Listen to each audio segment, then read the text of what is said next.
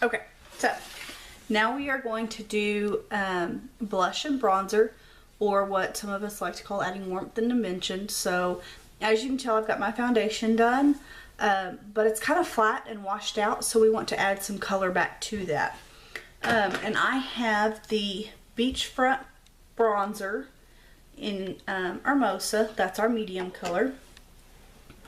And then I have the Minerals blush in Sweet. So let's get started and see how to use those. Alright, so the first thing I'm going to do is I'm going to use the bronzer, and I kind of sort of contour with it at the same time, but I just use just a generic kind of all-purpose brush. Use whatever works for you. I mean, if a giant fluffy brush works for you, that's great. If a more chiseled angled brush works, then use what's best for you. So, and if you will make a fish face, so, and you see where that line is, that's where you want to put that bronzer to kind of help contour your face and slim it in.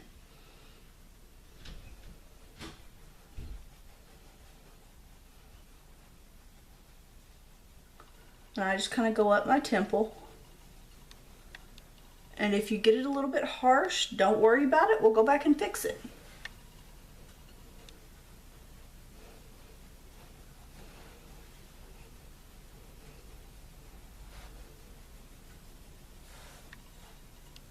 Be careful that you don't go in too low, because then it'll just kind of look like you have dirt on your face or something. But, you know, stop about, hang on, guys. Okay, back to what we were talking about. But go ahead. Okay, and then I put that on in there and on that side. So now what we're going to do is going to kind of go around the perimeter of our face, as if, you know, like right where the sun would hit us. So I'll just start at my temple. And it doesn't have to be perfect. I mean, and for my ladies that have a little bit larger forehead, you can come down a little further. If you have a small, short forehead, then you'll want to stay as close to the hairline as possible.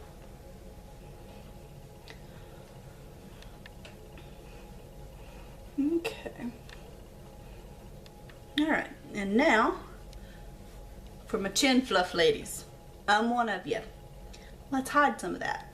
So, you won't necessarily hide it. Obviously, you'll still know it's there. But the trick is that whenever you cast a shadow on something, you don't necessarily see it. So, we'll just go down that one and we'll blend it down our neck. And if you want a more defined jawline, you can do that too. I go a little bit behind my ear just because I wear my hair up a lot, and sometimes it looks a little weird. Okay. You can also, if you're getting a little bit dark, throw some on your ear. Doesn't hurt. Okay, because we want our neck to match our chest, because normally our neck is really light and our chest will be darker, but okay, that's what that looks like. And then to finish up the bronzer, if it's, you know, you get a little bit darker on one side, it's not blended as well, go back in with that beauty blender and just tap it out and just kind of blend it in. Whoops, got my hair in it.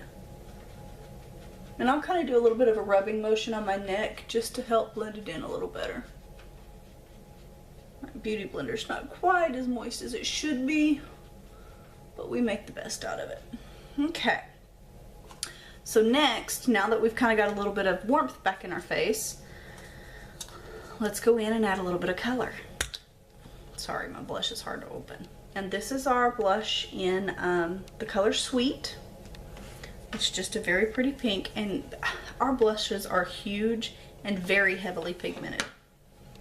So I'll just show you. I take like that.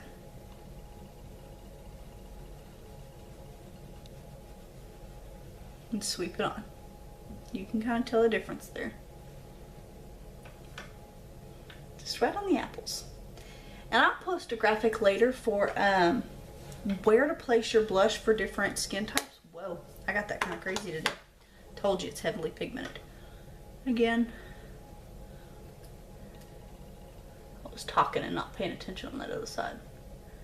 But I'll post a graphic on the way to put blush for different face types, because for different face shapes, because for different shapes, nothing is a one size fits all. Nothing works for everyone. But we will discuss that, and I will post a graphic for where to put your blush depending on your face shape. So, but that is adding warmth and dimension to our face with some bronzer and some blush. So let me know if you have any questions. Thanks.